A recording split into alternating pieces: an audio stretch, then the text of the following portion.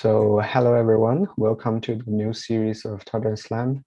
I'm pleased to introduce Professor Cyrill Stachniss from the University of Bonn, where he directs the photogrammetry and robotics lab. He received his PhD from the University of Freiburg, and he was an associate editor of the IEEE Transactions on Robotics, and has been a senior editor for the IEEE Robotics and Automation letters. He's an Microsoft Research Faculty Fellow and a winner of the IEEE RAS Early Career Award, as well as several RAS Paper Awards. He is also the spokesman of the DFG Cluster of Excellence, PhenoRob Robotics and Phenotyping for Sustainable Crop Production, and of the DFG Research Unit Mapping on Demand.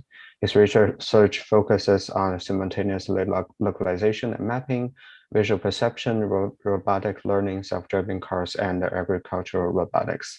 Welcome, Professor Stachniss. Perfect. Thank you very much for the introduction, and thank you for those in the US sharing the lunch break with me, and those in Europe skipping dinner, and those in Asia probably being up late at night. It's my pleasure to be here and talk about SLAM. When I announced the title a while back as Dynamic Environments in Least Squares SLAM, and then was compiling the slides in the recent days, I saw that's actually a wrong title. That's not really what I'm talking about. Although what I'm talking about is related to dynamic environments and least square SLAM, a more appropriate title would probably be Making Least Square SLAM Fail Less Often in Dynamic Environments. And so that's what I actually want to focus on today. How can we perform robust SLAM in dynamic environments? And it's my great pleasure to talk here in this great series with a lot of interesting names. So when I look through the speakers, those who have spoken here already and those who will speak in the future, there are a lot of super cool names in there of people who did great contributions to the SLAM problem. And so I hope I can live up to the standards here and provide a good introduction. I ordered the talk in the way that for the first 10 minutes, I'm probably talking a bit on the side. So for those of you who are not deeply into SLAM, you still have an idea what I'm talking about. And then we'll dive a little bit deeper. But all of you should be able, hopefully, to understand what I'm talking about and what the key concepts are in here that I'm using. And then you will see probably also in the next weeks super interesting talks with Margarita talking, Tim Barfoot, and last but not least, Wolfram Burgert at the end of this serious session this time. What I'm presenting here today has contributions not just from my side, but from several people. So Giorgio Guisetti is, I want to mention here, he's a person who brought me to the SLAM problem around 2003. And since then, we are actively working together. The other people you see here are people from my lab. I have been in my lab. And in my talk today, I will talk about contributions especially made by Nivette, Jens, and Reini, and have also contributions in there from Andres, Thomas, and Olga. And last but not least, there's one important person I would like to mention here, and that's Wolfram Burgert, with whom I worked together in Freiburg for over 14 years and who brought me through this academic education and has introduced me to SLAM as well. So thank you, Wolfram, and I'm happy to see you also giving your talk here later on. Now let's dive into the SLAM problem and first spend a few minutes understand why this, from my point of view, is a relevant problem. Especially for us as roboticists, we are interested in building robots that can travel the world on their own, or through the environment on their own. And in order to do that, you have to answer a couple of questions. And the key questions in this context are, what does the world actually look like? Where am I in that world?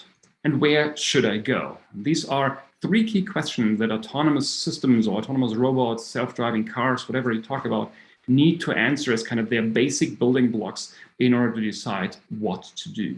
And the first two questions here are seriously related to the SLAM problem. So what does the world look like and where am I? Are tightly coupled elements of the SLAM problem. And then where to go is actually something that SLAM enables. So once we have an environment representation and know where we are in that representation, we can use this information in order to navigate through the world or do certain tasks, optimize our planning, our controls, take into account what happens around us in order to achieve our goals. And this can start with basic robots, wheeled systems that navigate through the environment, holds in the same way also for UAVs, underwater robots, and all kinds of vehicles that navigate on their own through the environment. So we are related to estimating a map of the environment and localizing ourselves. And localization and mapping are two coupled tasks, because we typically need a map in order to localize, and we need, at the same point in time, a good pose estimate in order to build a map of the environment. So we have this coupling in here that pose information is needed for mapping and maps are needed for localization, and it's kind of not trivial to break up that chain. But once we are actually able to solve that, then maps are the key ingredient together with our position in order to navigate through the environment.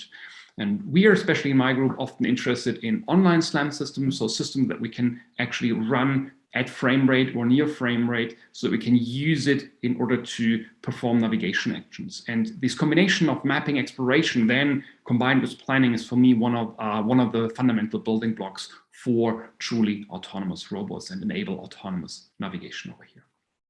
So in short, simultaneous localization mapping means simultaneously localize a vehicle and build a map of the environment. And some of the challenges that are out there, there are a couple more, of course, are from my point of view, dynamic environments. So the more the world changes while they're navigating it, the more tricky the problem gets. Depending on your sensor setup and on the dynamics and what the world looks like, data association can become tricky, and the harder the data association, the more tricky the challenge, the SLAM problem actually gets. And where we also made very little progress from my point of view, and I haven't seen very convincing approaches so far, is actually finding appropriate world representation, especially if we talk about dynamic environments. So for static worlds, we of course have ways to represent the world, but what happens if we talk about dynamic environments? So far, most of the approaches simply remove the dynamic parts and keep the static parts in there, or keep some elements floating around, but I still would like to see better representations of the environment, especially in the context of dynamics. And depending on how much effort you put into data associations, multiple hypotheses to track dynamic environments, efficiency can become a problem again. Although we thought a while back that we now have efficient computers that can solve the SLAM problem online for navigation, but the more brain power I need to invest into that, the more challenging it can get. If you look into the literature, we often see that people say we need to take into account that our data is not perfect and that we do state estimation, so taking a probabilistic formulation into account. In this case, the SLAM problem often is reduced, or not reduced, formulated as estimating a probability distribution over the poses where the robot has been at different points in time, a map of the environment given observations and control commands. So observations could be laser range data, and that's actually what I will focus on here in this talk, but this could also be camera data or other things. And the control commands are typically our odometry commands, so the commands that we send to our platform, sometimes being replaced with the odometry information that we have. And a lot of formulations you see, such as the Kalman filter or the particle filter-based approaches, they try to estimate this probability distribution. But since maybe 20 years, the optimization-based approaches became more and more popular out there. So we are often trying to solve an optimization problem in order to estimate the trajectory of the environment and the configuration of the world. And we can actually show that there's an equivalence between both of them. So if we assume that everything is Gaussian, the least squares solution, or least square error minimization, will actually provide me with the mean of that Gaussian distribution. So there's a link between the optimization-based approaches and the probabilistic estimation approaches. But one word pops up in here, and that is the word Gaussian. And assuming that everything is Gaussian, and we live in a Gaussian world, may not be the right choice. And this can lead to several issues, and some of the issues we will also touch today in my talk, that the assumption that everything is Gaussian or Gaussian noise, Gaussian distributed, is actually something which is often a too hard assumption. And again, put that probabilistic estimation into context. I would say we have three traditional paradigms which are out there. Kalman filter-based approaches, EKF SLAM. Also, you've seen Andrew Davison talking here before in that series. He was one of the pioneers of doing visual SLAM with EKFs, but EKF SLAM itself is already older. Then we have particle filter-based approaches, which came up for SLAM around 2000. Mike Montemello did a lot of contributions in here, Giorgio Grisetti as well, and other people. And more recently, least squares SLAM is probably the method of choice that you would choose if you build a SLAM system today. Although I have to say that the ideas of least squares for mapping is actually really old. Gauss did that already hundreds of years ago. And even if you look back to very old work like the work of Helmert from 1888, so really quite a while ago, you will see very interesting aspects that are still addressed within the SLAM community, have been addressed within the last few years that he proposed already to solve this in 1888. So there is stuff out there which is actually fairly old, but the least squares approach to SLAM is today the most popular paradigm from my point of view, and I will be actually focusing on this for my talk today. So let's get a little bit more concrete, and I'm going to start with postgraph-based SLAM and spend the next 5 minutes introducing the idea of a postgraph and what we can do with a postgraph before we then dive a little bit more into the details on how to deal with wrong data associations, especially those which are likely to happen in dynamic environments.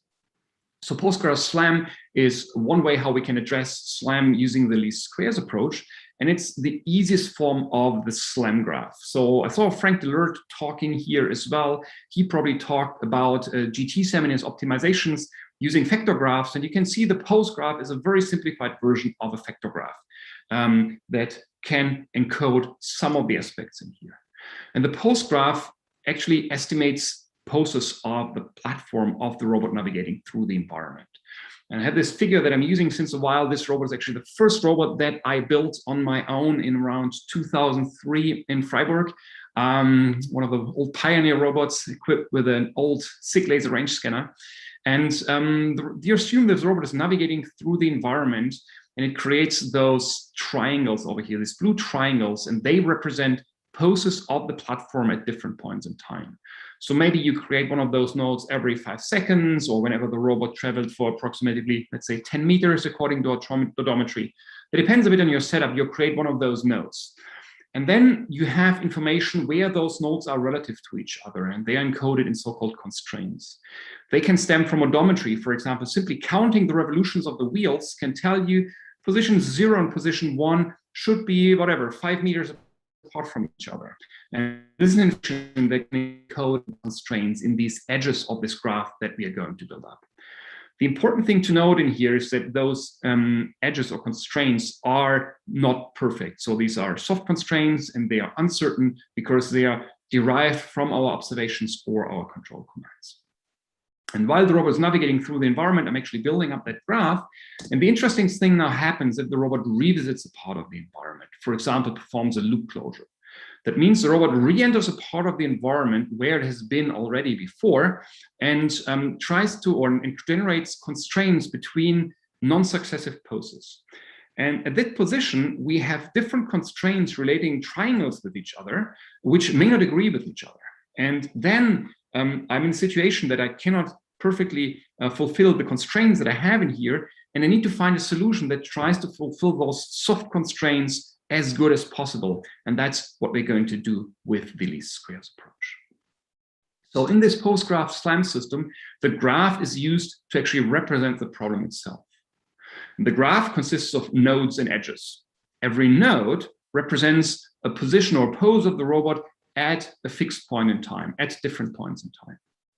And an edge creates a spatial constraint between two nodes, between two poses. So different points in time where the robot was at different location. I'm saying, okay, where the robot is right now is, let's say, 5 meters away from the place where the robot has been 2 minutes ago. This is a soft constraint that I may want to add to that graph. And then the SLAM problem in this graph-based SLAM context is actually the task of building up that graph and optimizing this graph. So optimization plays an important role in here. Where optimization here means finding a configuration for these nodes, so an x, y, theta position, for example, for a node, so that the error that is introduced by those constraints, by these soft constraints, is minimized, is as small as possible. And that's what postgraph-based SLAM is basically doing. So what you see here is an example of a robot navigating through Freiburg campus. So this is, pause this video here. You can see here in this top right window, that's kind of a local 2D laser scan seen from top. And the robot is navigating through the environment, building a map of the environment. Now it's still in this open loop mode. So it actually navigates through the environment, hasn't seen a loop closure. Very soon, it will re-enter a part of the environment, and then it will relate its new pulses with poses or places the robot has been so far. And you will see the map shaking a little bit. And this is a result of the optimization where a new configuration of the nodes is actually built up so that the error is minimized. So if I continue this video, we will see that very soon, whenever the robot re-enters a part of the environment, you see the map shaking a bit, and this is the result of this optimization process. And that's actually a data set that I think it's the first data set that I recorded together with Giorgio Crisetti, I think in 2003, walking over the campus in Freiburg with an outdoor Pioneer robot for several hours, building a map of the environment or performing the data association task, and has served for a lot of SLAM problems that we have investigated in the past. So a data set which has quite some memories for me to the old times. So how does that graph-based SLAM and least squares now come together? Let's spend 2 or 3 more minutes on that. So the nodes in that graph represent the state of the system. So the configuration of all the pulses where the robot actually has been.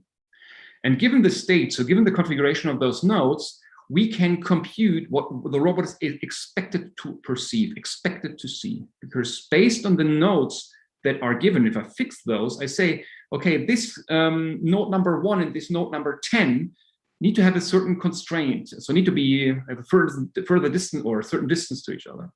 And so we can compute an expected observation from that.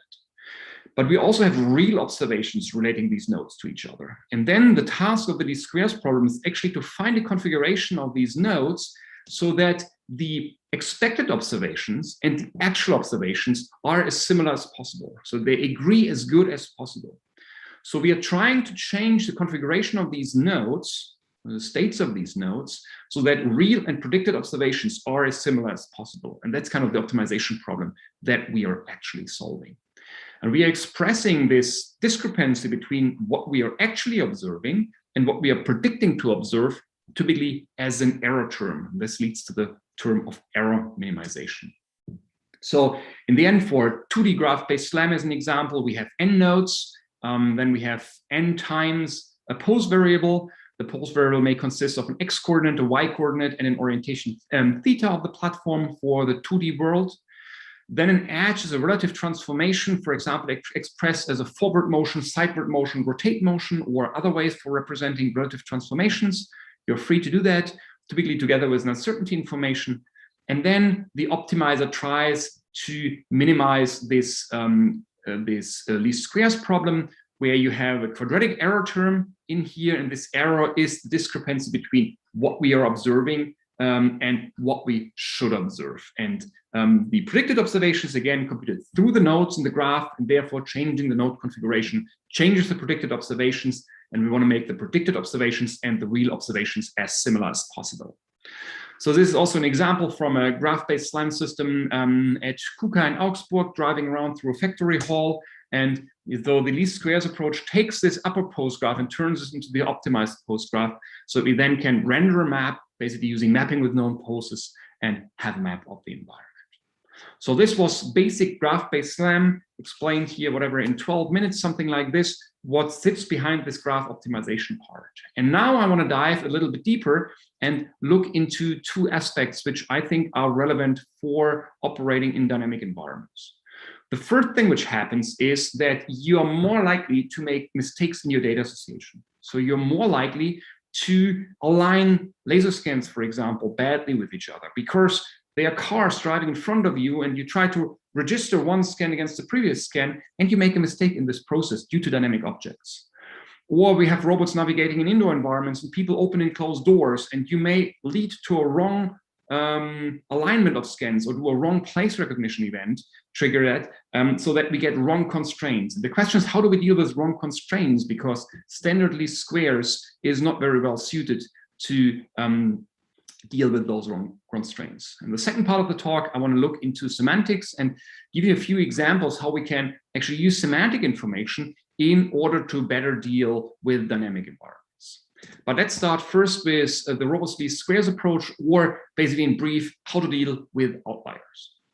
I said before, this least squares approach, what it basically does, it assumes that the world is Gaussian and all the errors are distributed according to a normal distribution. And this is often not the case. It holds often for typical measurement noise, which is often distributed according to a Gaussian, or a Gaussian reasonable approximation for that. But mistakes are very badly covered with these Gaussian distributions. So what we actually need to often put more weight into the tails of the distribution. Because if I make a wrong data association, let's say I trigger a place recognition event saying, I'm actually in Pittsburgh right now, but in reality, I'm in Bonn. This creates a new constraint which tries to pull Pittsburgh and Bonn closer together. And that is very far off from the true state. And that means we are very far outside in the tails of this distribution. And what we need to do is, if we have large errors, we need to add more probability mass into the tails of this distribution. And that's something that you can do with M-estimators. And this is a technique where we kind of not go to the quadratic error formulation, but replace that with a so-called kernel function, which can be quadratic in the case of the standard least squares approach, but can also have different shapes in order to take into account that the Gaussian distribution is not the right way for dealing with large mistakes. And typically we have a probability distribution, which is then expressed by or proportional to an exponential function, which is parameterized by this error term over here. And again, if the function rho is a quadratic function, then we are in the least square, standard least square setup, but it can have a different shape.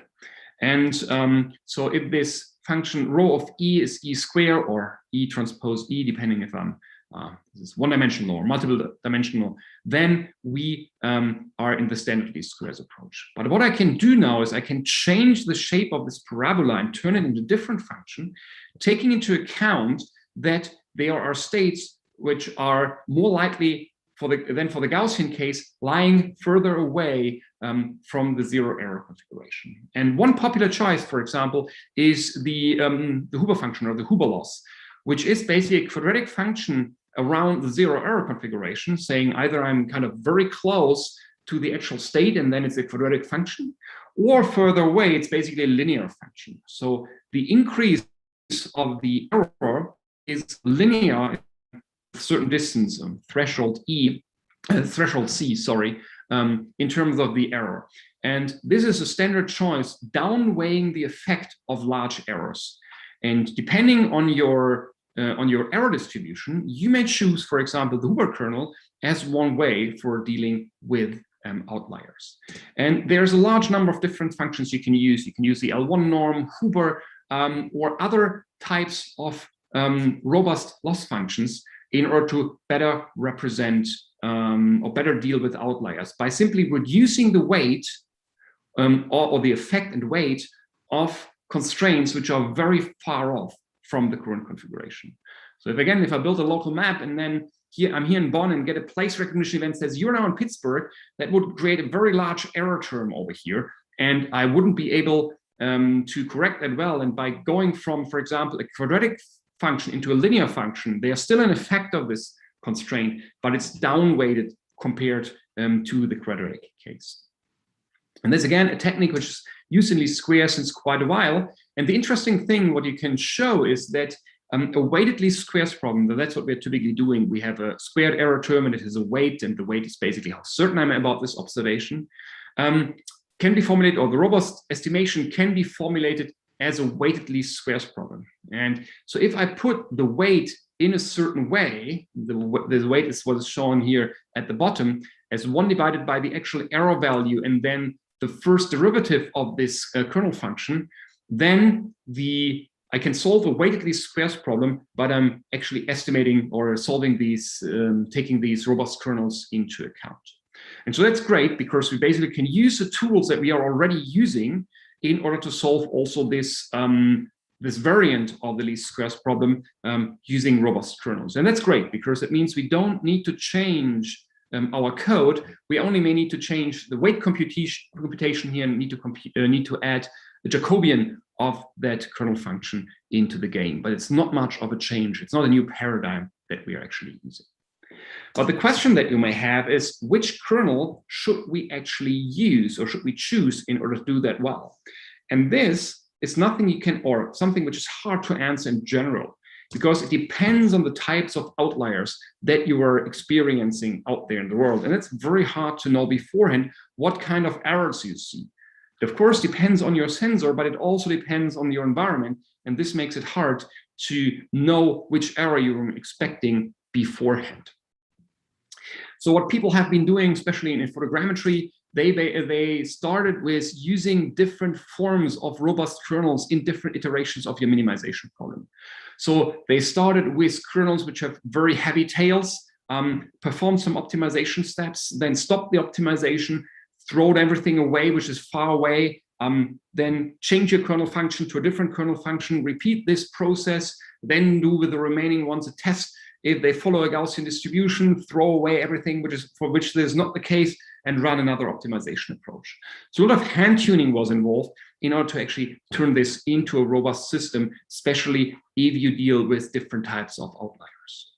But then there are different ways for doing this. And one interesting approach was Barron's approach, presented in 2 years ago at CPPR, where he was using a kind of a family of distributions. We have an additional parameter alpha in here, and the alpha parameter basically changes the shape of your kernel function. So if you set alpha equals to 2, you will end up with a quadratic term. And if you reduce this value further, the heavier the tails actually become. So here are some examples plotted over here. So this is the quadratic term over here for alpha equals to 2, and the smaller alpha gets, the smaller this value gets until you reach here something minus infinity for this distribution. The problem is the smaller alpha gets at some point in time, you don't have a well-defined probability distribution anymore if you turn this into the probabilistic interpretation.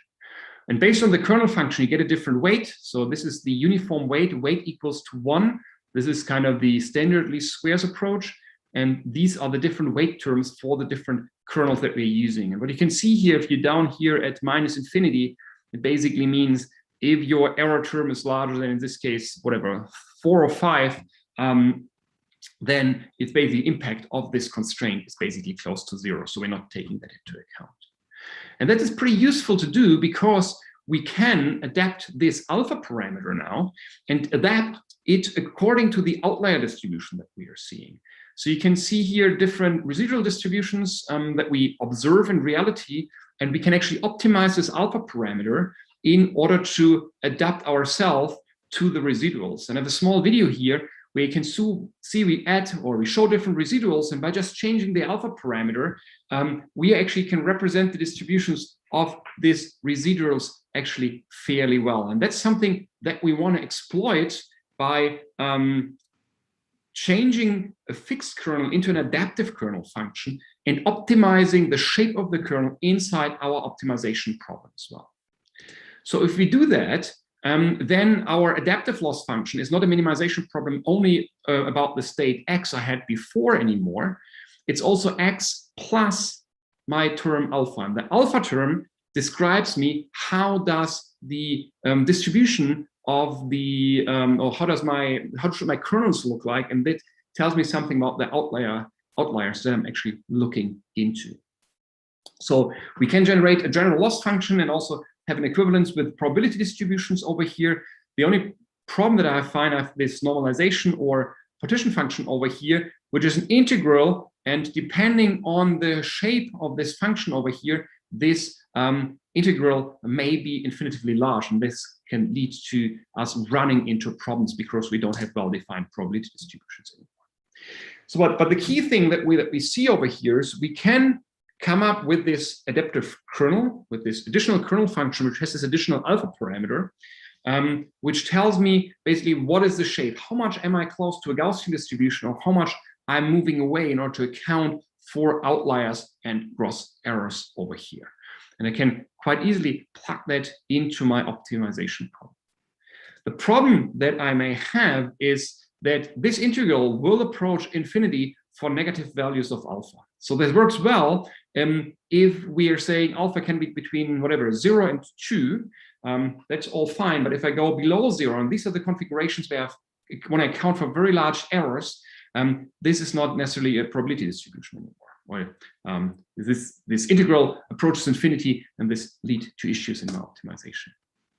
There's also something we can do, and by saying, okay, let's simply limit the mistakes that I'm allowing to do and change this infinity to a bounded value. Let's say a threshold minus tau to tau, and basically ignore everything which is further away, not taken into account into the optimization, and then limit this integral from minus tau to tau, because then I can still integrate it and maintain a probability density function, which I can take in my optimization problem into account. But this basically means before manually chopping off these really large error configurations over here.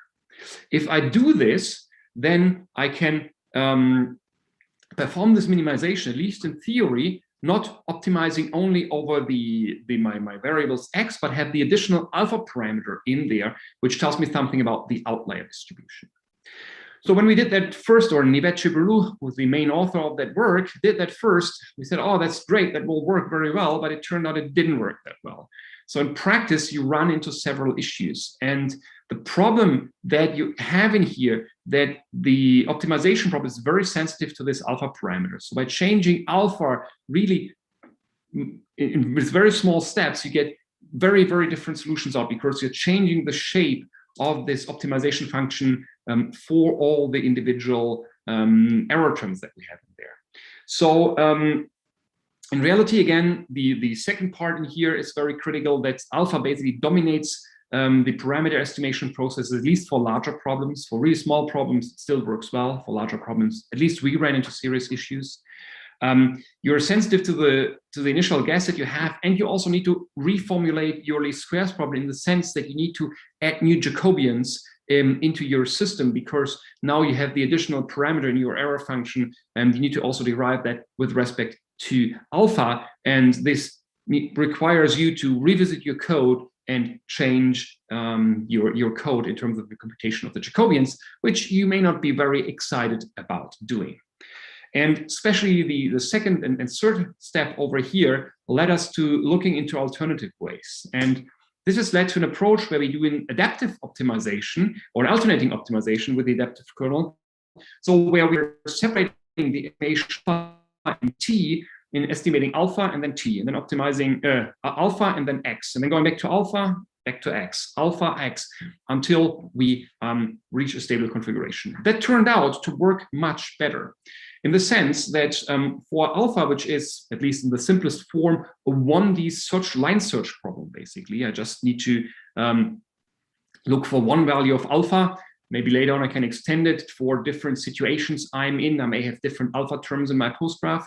But even if we start just with a single alpha term, we are optimizing this alpha term, looking for the optimal configuration that we have, and then minimizing this in the second step, the standard weighted least squares problem. And then I don't need to change my Jacobians for my original problem, and can iterate this process so that I have an outer loop where I'm changing the alpha term, and an inner loop where I change the term x. And this turns out to work really well, especially in environments with high dynamics, or where I make a lot of mistakes in the data association.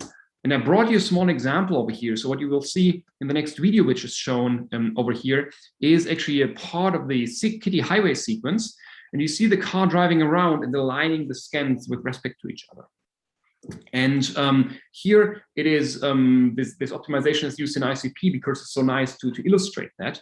And the problem that you see here is kind of this car in this black box, which is driving with a similar speed than the vehicle itself. And there are not many features around except of the ground plane. So what ICP typically does, it basically hooks to the other car, and will lead to the effect that you get a completely wrong estimate, because you're basically aligning to the moving car. And you can see this here at the trees at the side, that you get a mismatch even between a pair of consecutive scans. If you take those potential outliers into account and put that into this outlier distribution, that you're adapting the outlier distribution, you will actually see that you're actually able to compensate for the situation. And even the left example, which lead to a mistake, is even something which already uses a fixed kernel, such as a Huber kernel. And I will now run a video where you first see the result of the fixed kernel. So this is a Huber kernel running here. You see the car driving, and then you see the car overtaking. You see it with the blue part over here. And as soon as the car is in front of it, like here, you see the registration actually failing, and you're basically stopping the car in the registration process until the other car is further away, and then it works. What you see now here, let me pause this video for a second, is our approach where we use this adaptive kernel, and you see basically the alpha values over here. And you can see that the alpha values are actually changing over time, depending on how tricky it is to register those skins. And very soon you see here the other car approaching. So when the car will overtake, what happens then is that this alpha value will drop very low to negative values. So we cropped it here at -10, which happens right now here. So these are these strong outlier rejection techniques, which are set at this point in time for the ICP algorithm until this car overtakes, before we are then recovering from the situation. The car is further away. We have enough other features to actually get a good alignment over here. And this is something that you can not only do for ICP, as it is shown over here, you can also integrate it into your estimation approach. So using the estimating the alpha parameter of that kernel and adapting it in an alternating fashion, estimating alpha, performing your minimization problem, going back to alpha, solving your original minimization problem, leads to better results, or to much better results, yes, than the original approach. So we can then integrate that also in a standard LiDAR-based SLAM system. So what you see here is the Zuma system developed by Jens Belay from my group. This is a Cyrill-based SLAM system, which in its latest versions also has all these outlier rejection techniques into account. It registers 3 LiDAR scans with respect to each other, builds one of those the post graphs. So you see basically the structure as this post graph over here. The vehicle drives through the environment. It looks for loop closing constraints. It finds loop closing constraints, it tries to verify them, add them to the graph, and it still can happen that it adds a wrong loop closure. But if you have enough information, you see in a part of the environment, the outlier rejection technique will actually downweigh the effect of these wrong loop closing constraints, so that you then build appropriate maps of the environment. And so pretty soon, you can move a bit forward here, the system will actually, come on, close a loop. This exactly happens here. So you see here the loop closing constraints are actually being generated. And if I continue this video, sorry, that doesn't seem to run properly here. It happens, yeah, now in a second. You see the loop closing constraints coming up, and then performing this map correction is actually what happens over here. The map gets aligned and you get a proper estimate of the environment. And this is not only helpful for LiDAR-based SLAM, it's also very useful for bundle adjustment, because it turns out that this adaptive kernel function actually changes the basin of convergence that you have. So what you can see here is positions, so it's done in simulation, where the blue dots are the actual camera positions at different points in time. And then we took those camera locations and simply changed the camera location, sampled them, and rerun bundle adjustment. And then change your camera configurations, rerun bundle adjustment. 4 different kernels. So you can see the squared kernel, you see Huber kernel, Gabor-McClure, and our adaptive approach. And all the green dots show configurations from which the system converged to the right solution. And all the red dots show configurations where the system actually diverged. You can see in this example is that using this adaptive approach, you're increasing the Bayesian of convergence so that you're more likely to find the correct configuration using this adaptive kernels into approach. Also, if you have configurations where you're sensitive to outliers, especially for systems such as bundle adjustments, where you still have need multiple observations of the same feature, for example, in order to triangulate it appropriately. So where the underlying optimization problem can be a bit more tricky. And so, especially if you deal with dynamic environments, you are likely to make those data association mistakes I was talking before. And for that, these robust kernels are super useful. And the adaptive kernel was really a game changer for us for building robust SLAM system and not trying to optimize kernels for specific situations we have been in. In the second part of my talk, I want to briefly touch on semantics for SLAM. So how can we exploit semantic information within the context of SLAM? So it's something which is especially important in the context of autonomous cars or perception for autonomous cars, because you don't only want to understand the geometry of the environment, you also want to take semantic information account. What do you see in the world? What are other objects? What are semantic classes? What are instances? You may want to track them or even predict the future movement of cars in order to build an appropriate environment representation and take the other vehicles into account in a planning process, for example. And getting semantic information is something that we know for a while how to do from image data. So if you today ask someone how to do the semantic interpretation in image data, they will probably say, yes, use a CNN on that image data, and you will be able to turn the information that we see here on the left-hand side into an image like on the right-hand side, where different classes have different labels. And that's something that works very fast because we have this 2D structure over here. And so what we have been doing, this work started by Andres Miliotto from my lab a while back, where he said, okay, how can we do semantic segmentation in LiDAR scans so that we don't only do that in images, but do this in LiDAR scans with looking into the question, how can we actually do this very efficiently? And if you want to do that efficiently, keeping this 3D structure that the point cloud has can actually be tricky. And one of the things that he was doing is actually saying, okay, wait a second, what the LiDAR is basically doing is basically often a rotating LiDAR on a car, and it basically generates a range image. Why can't we feed this range image into a CNN made for 2D image data in order to get an interpretation or semantic interpretation of the scene in here? Because what we then can, we can map it back to the original scene and are able to have a semantically annotated or segmented point cloud. And so different approaches have been developed in my lab. For example, the RangeNet system, which was optimized for the 3D data, taking some of the problems into account that happen if you render a point cloud into a range image in order to circumvent those problems. I don't want to dive into the details. The only thing I want to show in here is that you are actually able to semantically annotate range data, and in this way, the point clouds. And as a result of this, we developed in our group together with Jürgen Gall's group and Sven Binke's group, the semantic kitty data set. So Jens Behley was here one of the persons who invested person years into labeling every single point in kitty, so that we have instance information by now and semantic information that we can use this for training. And one of my favorite videos is this one over here, where you can even see the kids on the swing over here, and every single range scan is properly annotated, where you can see the two kids on the swing.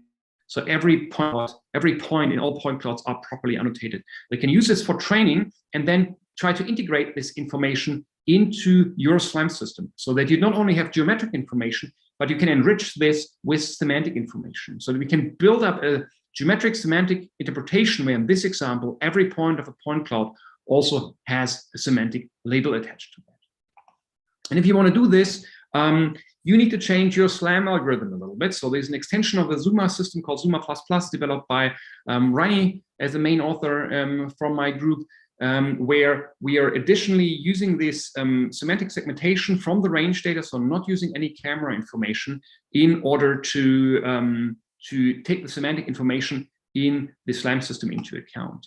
So this typically starts, you have to do some smoothing in your range image. This results from the fact that the scanner is actually moving while it is taking those scans. So while it has a sweep, the camera is moving. So you will have partially missing readings and some issues that then causes problems for the semantic segmentation.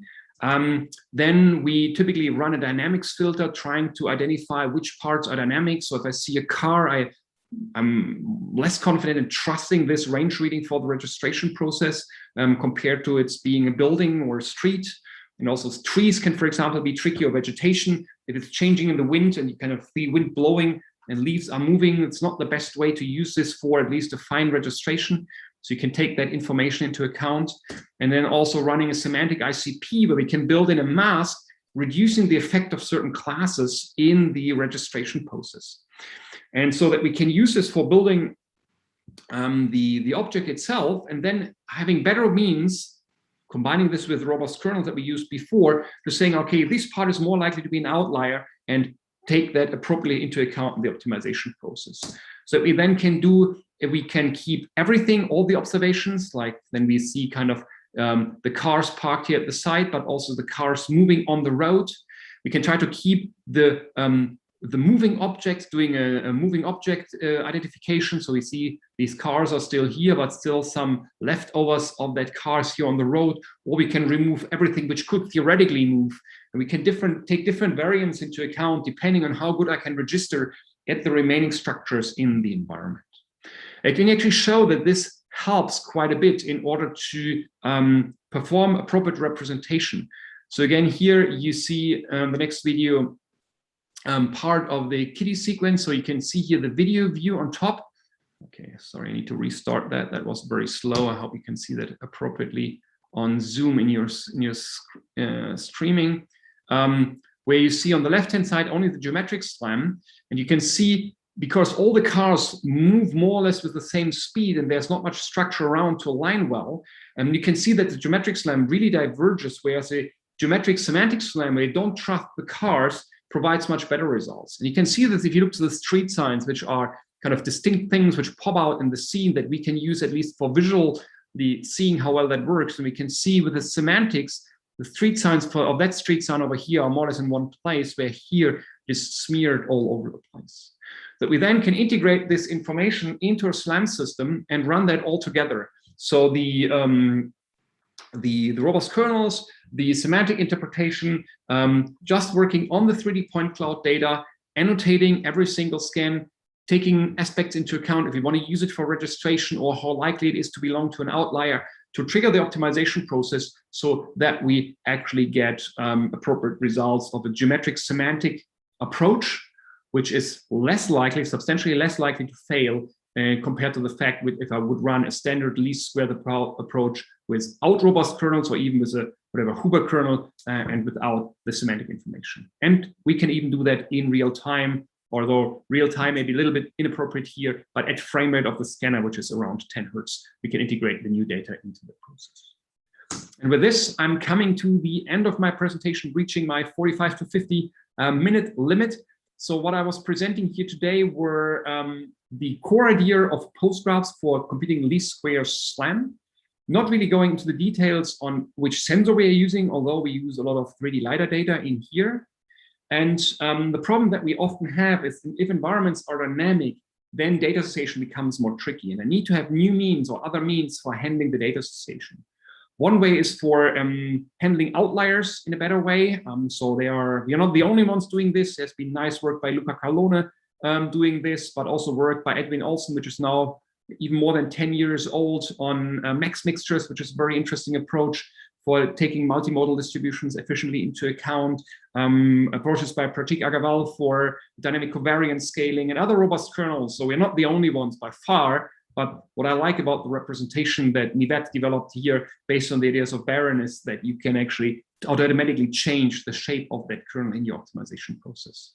And I think we haven't made enough progress of integrating semantic information into the SLAM problem. I just showed one step in how to do that, work done by Reini from my group, how we can actually integrate it into the SLAM process, but it's not the end of the line. We can still do better, I'm pretty sure, taking this information into account. So if you want to read more about this, there are basically 4 papers which are listed here. One is a Taurian graph-based SLAM, which is kind of the starting point. Then the Summa-based approach, which is kind of a 3D SLAM system that we are using in our group. The adaptive kernels by Nivette, and the Summa++ system by Reini, which have been key elements I was talking about. If you want to know a bit more than this 45 minutes talk, I have a couple of online courses on my website on mobile robotics, on photogrammetry and other parts, also a SLAM course, which is now a bit outdated, which I started in 2012, 2013 in Freiburg, still in Freiburg, on full lectures on related estimation problems. And if this is far too much information for you and you just want to, invest just a few minutes to prepare for an exam or be prepared for a lecture. I also started a series last year, 5 minutes with Cyrill, where I try to explain key concepts like bundle adjustment, vector graphs, least-squares, base filter, Kalman filter, particle filters, SLAM, and all this stuff within 5 minutes. So within 5 minutes, you get at least the basics, and hope that is useful if you want to either have a brief overview of different topics or want to prepare before, there's a lecture today on whatever bundle adjustment. Let's watch the 5-minute video before at least have a rough idea what's going on.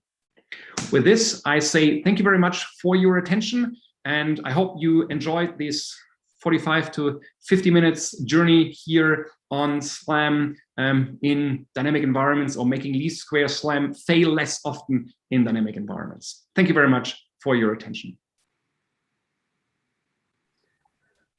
Thank you very much for the wonderful talk. I was very fascinated by this interplay of robustness, robust kernel, and semantics to make SLAM system more robust. And I feel the audience feel the same thing, and we have several questions about the talk. Mm-hmm. So I'll first read off questions from the polls. Excuse me. The first question would be, so what insight can you give us on using robust outlier rejection techniques on several estimators? Sorry, sequential estimators. Sorry. So what insight can you give us on using robust outlier rejection techniques on sequential estimators? Okay, so you need to take those outliers into account in most of your estimation problems. Otherwise, you will not find an appropriate solution. So either you have the perfect data association system, which is often not the case. So the probability of making a mistake in your data association is larger than 0, and at some point in time you will fail. And in static environments, we can typically do that quite well, and happens less often. But as soon as we go into the dynamic environments where the world changes, you're revisiting place, and the place itself has changed. So even if you're at the right position, you may have a wrong constraint. So you need to take into account that not everything is perfect. Now the question is kind of which kind of outlier technique outlier rejection technique we are going to use. And there are different ways to do that. So basically the shape of this kernel function, or the error function, if the quadratic is kind of assuming everything is Gaussian. Or you lower the impact of the tails, so the further you go away from the zero error configuration, and the more you're kind of lowering those values, that basically means the less weight you put into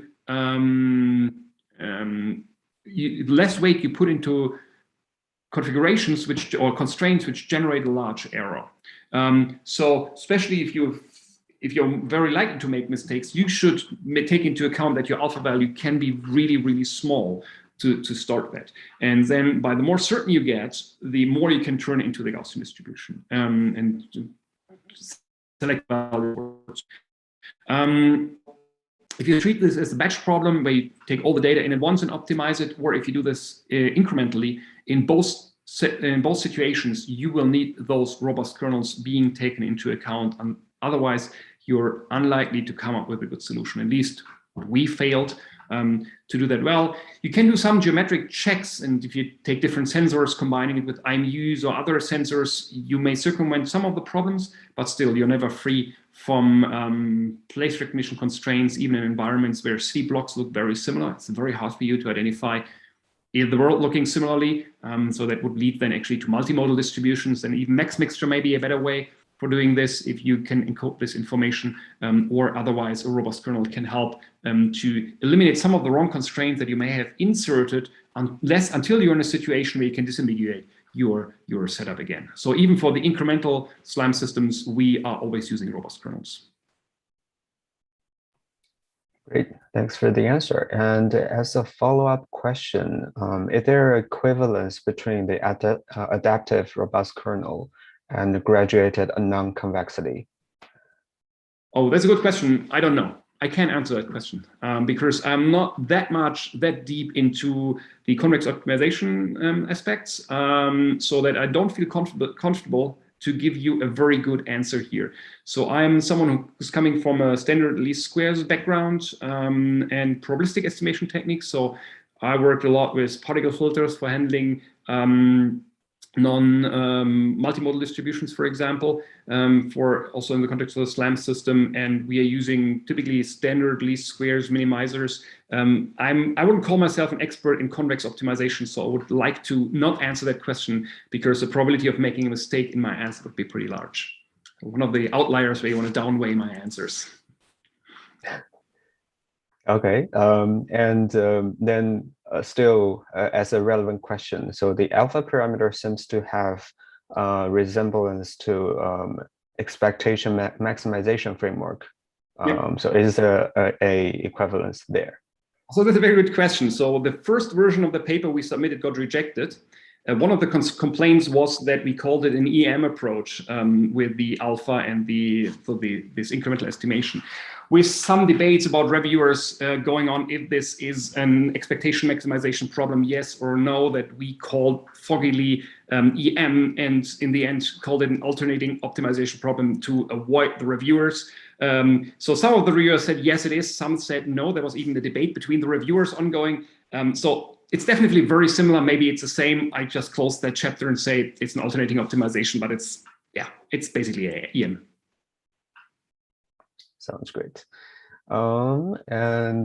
Next question would be, how would you go about to find out systematically whether a certain measurement will give a state graph solution that is an outlier or not? So to question correctly, to identify if something is an outlier, yes or no, right? Pretty much, yeah. Okay, so one thing you have is all these functions. So the Huber kernel as well as the adaptive kernel has a C parameter in there. The C parameter is basically the area in which you define you are still in the kind of Gaussian measurement noise. So assume you have a range measurement. You can assume if you get the right response and there's kind of a flat surface and not whatever, some crazy mirrors or something like this, you will get a response, and this response is probably distributed or very close to a Gaussian distribution, has some measurement noise.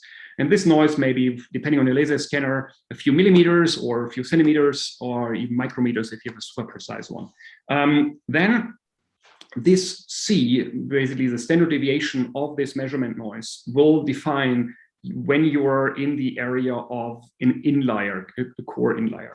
And then this basically defines the quadratic part of this kernel function. And the further you move away from that, the more you either go into the linear case for the Huber or make it even flatter. And so it basically depends on the sensor and the sensor characteristics in the kind of well-suited case. It means in the case where it's actually measurement noise.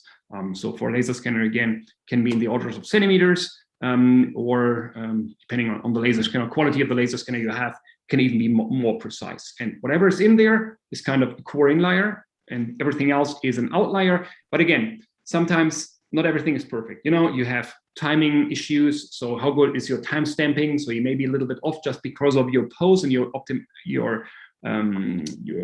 measurement is actually correct. And there are a lot of aspects, or something's not perfectly calibrated. So it's actually hard to nail it precisely to this C. And also your initial configuration may be off, that you're outside that in the current configuration, but after convergence, you would lie inside the C.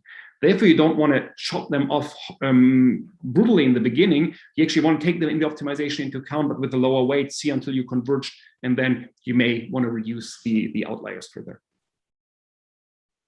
Sounds great. And so what you have talked about is like a more recent like development in the techniques for outlier rejection. Then what about more traditional method? For example, is there a outlier rejection for Kalman filters? Some audience asked. So the problem you have with Kalman filters, from my point of view, is that you can't relinearize, right? So the problem is the Kalman filter directly integrates the measurement and you can't relinearize. And this is one of the key advantages of the least squares problem. And you need that if you're living in a nonlinear world. And I mean, we are in a nonlinear world here. And so if you, the good thing is in the least squares approach that we're using here, you can, by getting new information, decide the stuff that was done in the past is more likely to be an outlier. And then you can relinearize this, actually relinearize in every iteration. That's something that the Kalman filter can't do. You can't relinearize, at least not easily with the standard Kalman filter. And that's, I think, from my point of view, one of the key drawbacks that you have. And also computational complexity is an issue you want to take into account if you go for a Kalman filter. So I'm not the biggest fan of EKF-based SLAM. It may make sense if you have like visual odometry, when you want to take a short sequence of past measurements into account. then you can actually make sense or may make sense to use the Kalman filter. But for full SLAM problem, I'm not the biggest fan of the Kalman filter for SLAM, because you can't relinearize, you can't undo previously done data associations. And even with the particle filter, it's typically tricky to do that, because what the particle filter for SLAM does, so you perform this raw black polarization typically, and then fix the positions and build the map based on that position up to the timestamp so far. So it's very hard to, so you can have multimodal beliefs about where you are currently, but you cannot really well undo data associations that have been done far away in the past.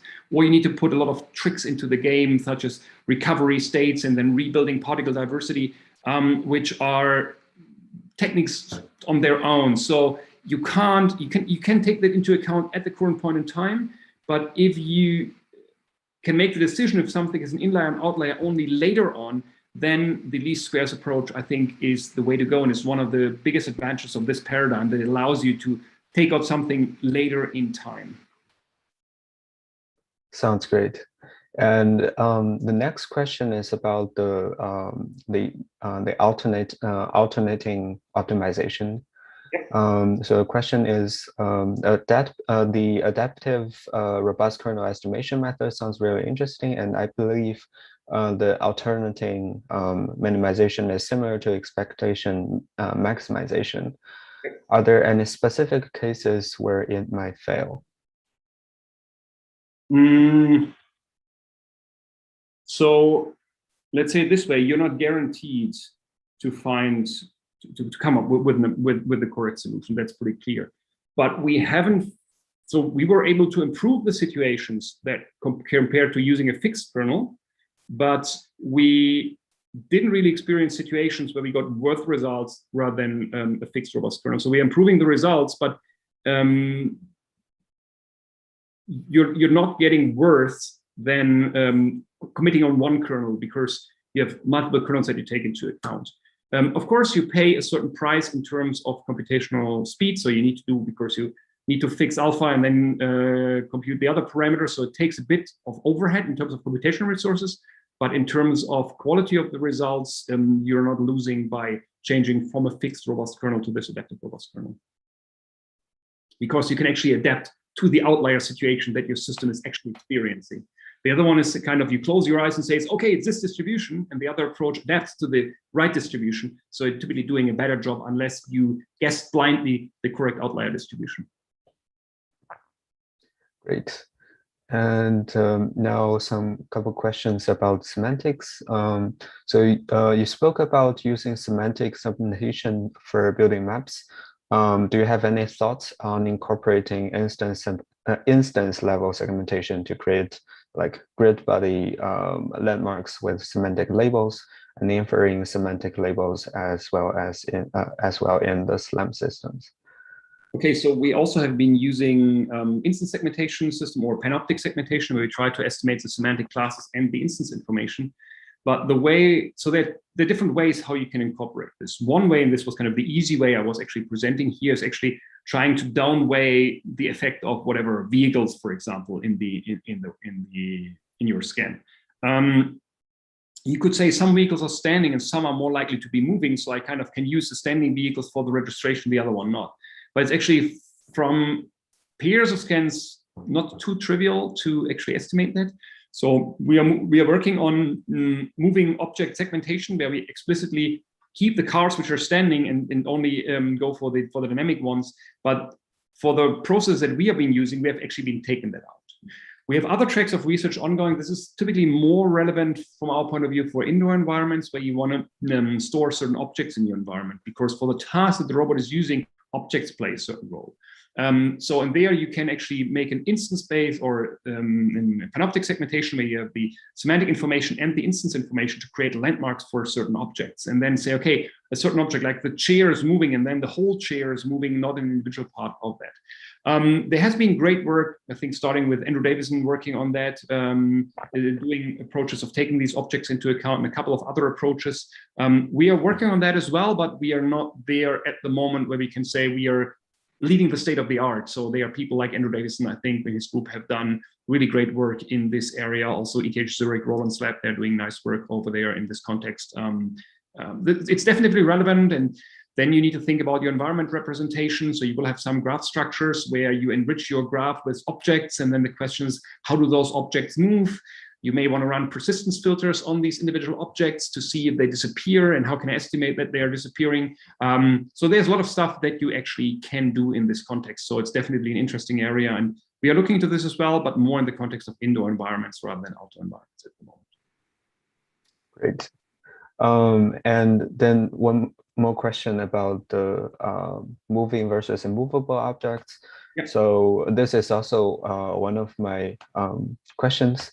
So you mentioned you can remove like movable objects to make it even more robust, like upon removing the moving objects. Then how are you going to like predict which part of the scene represents a movable object, even though they are not moving yet? So we have two systems out there which can do this. One is a learning-based and one is a more traditional one. The more traditional one is actually the one we're developing afterwards because we were kind of happy with the learning-based one, but if the environment changes too much, it's actually very hard to generalize this, or harder to generalize this to other environments. So what we're using here, we're using not a single scan, but the sequence of the last, 5 scans or 8 scans, taking them into account and feeding them into a neural network together with some basic pose information we just get from the wheel odometry, so something which is really not affected by moving objects. And then you can actually train a network which learns which objects are likely to be moving and which are not moving. And this takes into account this kind of the sequence of range scans. So, of course, if you have a car which is driving, and then the car is standing because it wants to make a turn and stands for a couple of seconds and then continues driving, these are those situations where it may be hard, where you say, okay, it's not moving for a certain amount of time, then it's moving again. How do you handle that? So there are a couple of aspects in there, but in general, the learning approach works fairly well. But it's hard, for example, to train it in one city and move to a completely different style of city. So at least the results get worth. And therefore, Reini, who's actually also online here, is currently working on a system which uses more traditional techniques of comparing scans and doing some assumptions like we know where the ground plane is. We assume a little bit of knowledge if we know, for example, we have our sensor mounted on a car, using a little bit of the scene knowledge to get a good prior on what could be moving or not moving, and so that we can actually nearly automatically label now the data. But that's work in progress. We are close to submission, but we are not fully there yet. So in the end, we have two systems, a learning-based and a more handcrafted or traditionally built system, exporting some background information about the scene geometry, and the one where we add the background knowledge so far provides the better results. At least that's what I can say so far. Thank you. And maybe we have, sorry for going over time, and maybe we have 2 more questions to go. The first one is about multimodalities. Does the geometric approach rely on an IMU prior? So we're not using IMUs in this system that I've shown here. They're not used at all. You can use them. You will improve your results. But so far, the system runs. I mean, of course, with the system, we have an IMU GPS combination on the vehicle. Of course, we can exploit it and take that into account. But for all the results that we've been showing here, we have basically not used IMU or GPS information. Okay, then in that case, say multiple cars can move on the road with the same velocity, and the features on the moving cars are misinterpreted as inliers, while those on the stationary roads are misinterpreted as outliers. How do you handle that situation? Yeah, I mean, this can in theory happen, but it turns out, and I can't provide you with a solution which completely eliminates this problem overall. Only can say that the effect of this situation is much, much lower with these adaptive kernels, because you can stick with situations where you're in a good condition, you can get good estimates in there, and you can saw this in this plot that you saw this alpha value, whatever, dangling somewhere between 0 and -2. And at some point in time where the other car was taking over, it really drops down because you're saying this is something which is very unlikely to work. If you don't use any semantic information, it's hard for you to say either I trust more to the ground plane, I trust more to the other vehicles. If you have a lot of other vehicles and they make more points than the ground plane, for example, and they're all moving exactly with the same speed, you may attach yourself to the other cars. If you now exploit semantic information, you can say, okay, I trust planes or buildings much more than cars, even if the number of points that I'm seeing is smaller on the buildings rather than on the cars. So without any semantic knowledge, I guess it's hard to completely eliminate this problem. In reality, however, cars are not moving always at the same speed. And you can also do certain tricks in there saying, you know something about the dynamics of your own vehicle. So for example, if you have IMU information, if you have wheel encoder information, you can use this as a prior. So it will say, okay, most likely the car didn't brake abruptly without someone touching the brake. You can add this additional information, but most of the data sets don't provide that, and therefore we haven't exploited it. But if you want to put that into a system, let's say into an autonomous car that you want to ship out, you make sure you take that additional information into account and engineer that solution specifically to your vehicle, to the car, to the information that you have. We try here to provide an as general as possible solution, but then of course you may not exploit certain specific aspects that your vehicle may provide, but other vehicles don't. Great. And there's a last question about the other modality, the laser one. So it seems we changed the alpha based on the outlier error shape. Then how do you use the method in laser degraded environments, such as a long corridor? So the assumption is that the registration error would be very small, even though there were wrong correspondences. Okay, so if you have this long corridor example, so I assume you mean you have a very long corridor and you're seeing the sides of the corridor, so you can localize really well with respect to your left and right hand side, but you can't localize well with respect to forward direction. Do I understand the question correctly? Yes. Okay. So this is something which is not necessarily an outlier, because this is something that your scan measure system can actually tell you. If you go back to the old work done by Kernel around, I would say 2003, maybe something like this, with Carto, the old system, they were actually using, you take your scan matching result, and then you actually shift your scan around and estimate the observation likelihood of the scan given sample position around it. And then you will see that if you move to the right and left-hand side, your observation likelihood will dramatically drop, but if you move forward, backward, it basically stay constant. And that means that you simply have a data association which has a very high uncertainty in one dimension. So you basically see that there's an ellipse which is very narrow to the left and right hand side, but very long in the direction of the corridor.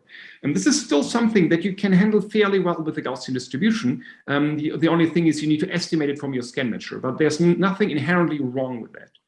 It becomes more tricky if you have this kind of picket fence problem where you have a lot of whatever poles and you have a multimodal distribution. I'm either here or 20 centimeters further or 40 centimeters further or 60 centimeters further, but not a smooth distribution. Then you get a multimodality in there. And then you need other approaches. For example, the first thing, I have very good experience with this method, which basically takes a sum of Gaussians, but sum of Gaussians is hard to optimize in these squares, and replaces the sum with a max operator. And as a result of that, it basically sticks to the mode which is currently the most dominant one. And so you may, if you get further information, it may drag you to another mode, and then you still jump to the next mode. And this works really well. So we have very good experiences with this. This would be the approach that I would take if I'm running into these situations of multimodality. But the long corridor itself is nothing which is problematic. You only need a proper uncertainty estimation for your scan matching approach. Sounds good. And although we have even more questions coming, but I think we have to stop here. So thanks, Professor, for joining our talk, and thanks for the wonderful presentation. We also thank the audience for coming, and see you in our next Tartan SLAM series. Hey, also, thank you much for having me, and thank you everyone for joining here and for whatever, skipping lunch or skipping dinner or staying late at night, depending where you are on the planet. Thanks for being here. It was a pleasure to talk to you, and also to you. Thank you very much.